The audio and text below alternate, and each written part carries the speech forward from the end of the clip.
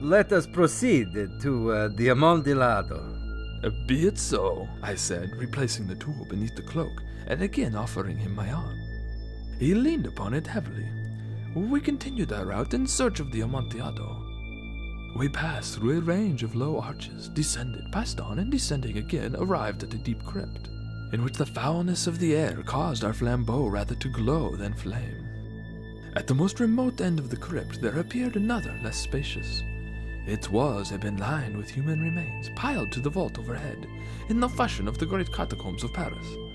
3 sides of this interior crypt were still ornamented in this manner. From the 4th side the bones had been thrown down and lay promiscuously upon the earth, forming at one point a mound of some size. Within the wall, thus exposed by the displacing of the bones, we perceived a still interior recess, in depth about 4 feet, in width 3, in height 6 or 7. It seemed to have been constructed for no especial use within itself, but formed merely the interval between 2 of the colossal supports of the roof of the catacombs, and was backed by one of their circumscribing walls of solid granite. It was in vain that Fortunato, uplifting his dull torch, endeavored to pry into the depth of the recess. Its termination the feeble light did not enable us to see.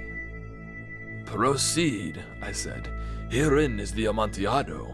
As for Lucchese..." "He's an ignoramus," interrupted my friend, as he stepped unsteadily forward, while I followed immediately at his heels. In an instant we had reached the extremity of the niche, and finding his progress arrested by the rock, stood stupidly bewildered. A moment more and I had fettered him to the granite.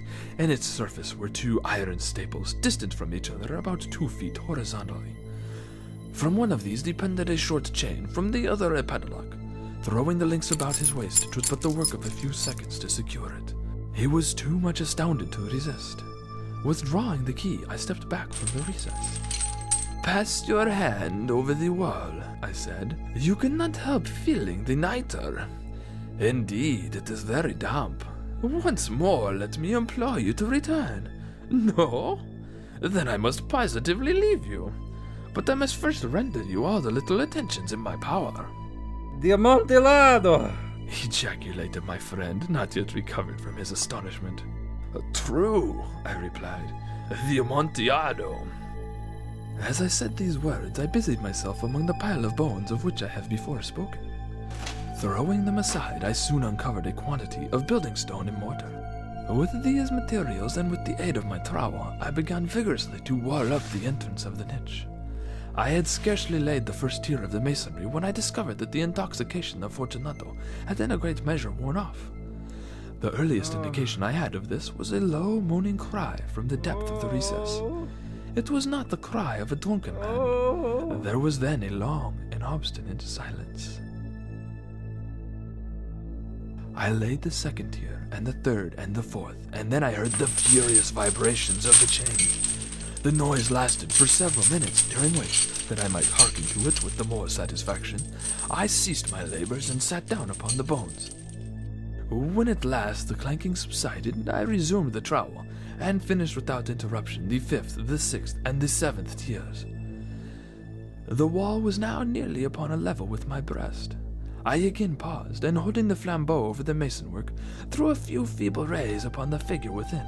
A succession of loud and shrill screams, bursting suddenly from the throat of the chained form, seemed to thrust me violently back. For a brief moment I hesitated. I trembled. Unsheathing my rapier, I began to grope with it about the recess, but the thought of an instant reassured me. I placed my hand upon the solid fabric of the catacombs and felt satisfied. I reapproached the wall. I replied to the yells of him who clamored. I re-echoed. I aided. I surpassed them in volume and in strength. I did this, and the clamorer grew still. It was now midnight, and my task was drawing to a close. I had completed the 8th, the 9th, and the 10th tier. I had finished a portion of the last and the 11th. There remained but a single stone to be fitted and plastered in. I struggled with its weight. I placed it partially in its destined position. But now there came from out the niche a low laugh that erected the hairs upon my head. It was succeeded by a sad voice, which I had difficulty in recognizing as that of the noble Fortunato. A very good joke indeed. An excellent jest. We shall have many a rich laugh about it at the palazzo. over our wine. The Amontillado, I said. Yes, the Amontillado. But is it not getting late? Will not they be awaiting us at the palazzo? The Lady Fortunato and the rest? Please, let us be gone. Yes, I said. Let us be gone. For the love of God, Montresor! Yes, for the love of God. But to these words I hearkened in vain for a reply. I grew impatient. I called aloud, Fortunato!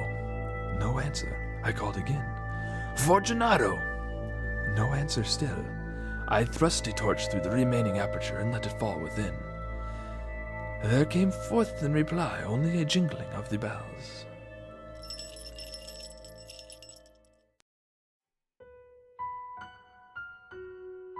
My heart grew sick on account of the dampness of the catacombs. I hastened to make an end of my labor. I forced the last stone into its position. I plastered it up.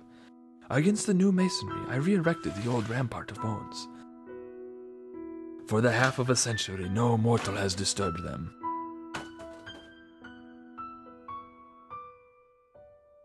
In pace requiescat.